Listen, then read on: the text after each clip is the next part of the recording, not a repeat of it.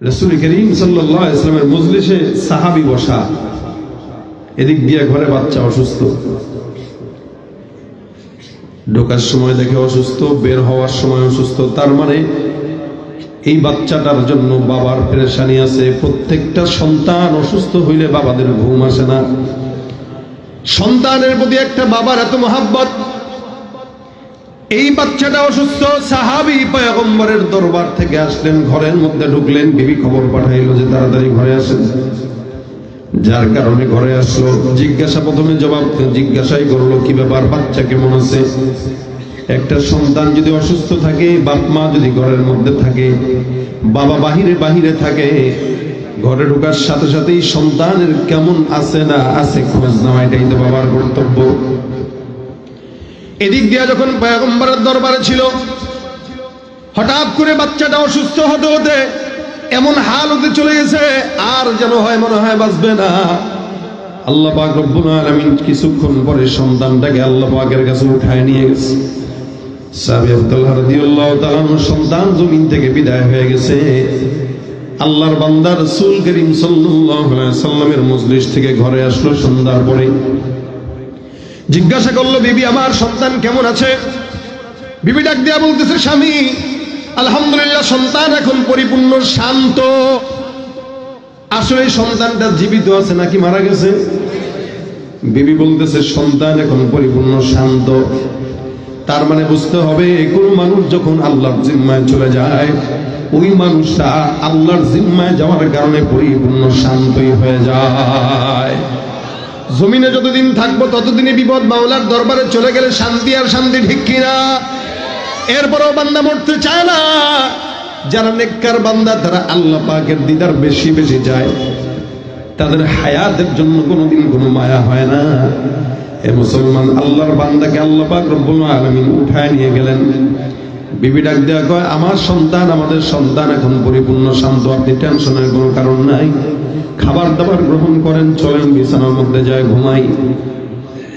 এদিক দিয়ে সন্তানকে সুন্দর করে আগা গোড়া পর্যন্ত ঢেকে দিয়ে রাখছে, যার কারণে যেহেতু শান্ত ঘুমাচ্ছে, বাবা ডিস্টার্ব করে নাই। আল্লাহর বান্দা রাত্রেবেলা খাবার দাবার খেয়ে সুন্দর করে বিবির সঙ্গে ঘুমায় গেল। সাহাবী বর্ণনা করেন, এই রাতে আমি আমার বিবির সঙ্গে সহবাস করলাম, মেলামেশাও করলাম। রাত্রিবেলা যখন গোসলের জন্য তাহাজ্জুদের জন্য উঠলাম, আমার বিবি আমাকে ডাক দেয়া বলে, স্বামী তোমার কাছে আমার একটা প্রশ্ন, বলো, যদি কোনো মানুষের কাছে কোনো আমানত রাখে, বলো তো ওই আমানত যখন ফেরত দেওয়ার সময় হয়ে যায়, ওই আমানতটা ফেরত দেওয়া উচিত নাকি আমানত নিজের কাছে রেখে দেওয়া উচিত, কোনটা ঠিক? স্বামী ডাক দেয়া কয়, আমানত যদি কেউ আমার কাছে রাখে, আমানতের বরখেলাপ করা মুনাফিকের আলামত। রাসূল সাল্লাল্লাহু আলাইহি ওয়াসাল্লাম বলেন, আমানতদারি তার কাছে আমানত রাখলে হয়, এবং আমানতদার তার উচিত হলো আমানতের খেয়ানত না করা, পরিপূর্ণ হক আদায় করা। সুতরাং আমার কাছে কেউ যদি আমানত রাখে, আবার সময় মতো যদি চায়, তাকে আমার ফেরত দেওয়াটা এটা আমার জন্য জরুরি। এবার বিবি ডাক দেখো, স্বামী আল্লাহ পাক রব্বুল আলামিন আমাকে আর তোমার কাছে, আমাদের দুজনকে আল্লাহর তরফ থেকে একটা সন্তান আমানত রেখেছিলেন কিছুদিনের জন্য। আমার মাওলা তার আমানতটা তার কাছে আবার সুন্দর করে রিটার্ন নিয়ে গেছে। সুবহানাল্লাহ। কত প্রকার ধৈর্য থাকলে একটা বিবি তার স্বামীকে ইন্তেকালের পরে বাসায় আসলো, সঙ্গে সঙ্গে বলে নাই। কারণ কি, স্বামীরা বাহির থেকে যখন ঘরের ভিতরে আসে, কোনো অযাচিত কথাবার্তা যখন হুট করে শুনে মাথার মধ্যে হঠাৎ করে বাড়ি খায়, যার কারণে বিবি এই জায়গায় হিকমত খাটায় স্বামীকে সুন্দর করে ম্যানেজ করলেন। রাত্রেবেলা খাবার দাবার করাইলেন, আবার সুন্দর করে বিবির সঙ্গে স্বামী, আবার স্বামীর সঙ্গে বিবির মেলামেশাটাও ঠিক মতো করলেন। যখন মাথা ঠান্ডা, একদম ঠান্ডা মাথায় সুন্দর করে স্বামীকে বোঝায় বললেন, আল্লাহর মাল আল্লাহ পাক আমানত দিয়েছিল, আবার তার কাছে ফেরত নিয়ে গেছে। সুতরাং আল্লাহ যেহেতু আমাদের সন্তানটাকে তার কাছে ফেরত নিয়ে গেছে, এই ব্যাপারে আপনি স্বামী সবর আদায় করে।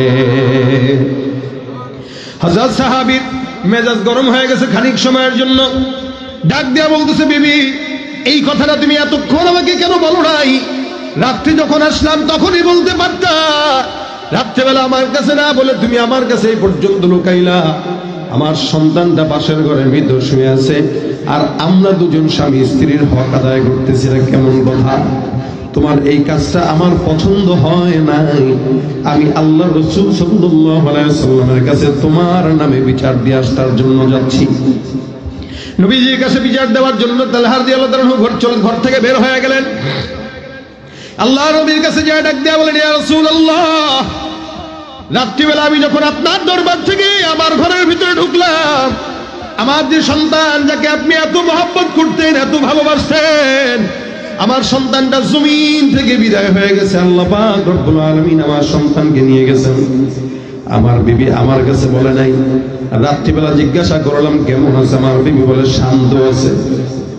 আমার বিবি হিকমত খাটে আমার কাছে জবাব দেয়, আমি রাত্রিবেলা খাবার গ্রহণ করলাম, আবার ঘুমাইলাম, আবার আমার বিবির সঙ্গে মেলামেশা করলাম। ফজরের আগ দিয়া যখন গোসল করার জন্য উঠলাম, তখন আমার বিবি আমার সন্তানের মৃত্যুর কথা বর্ণনা করলো। আমার মেজাজ গরম হয়ে গেল। বউরে কিছু না বলে আপনার কাছে বিচার দিতে আসলাম, পয়গম্বর বিচার করেন।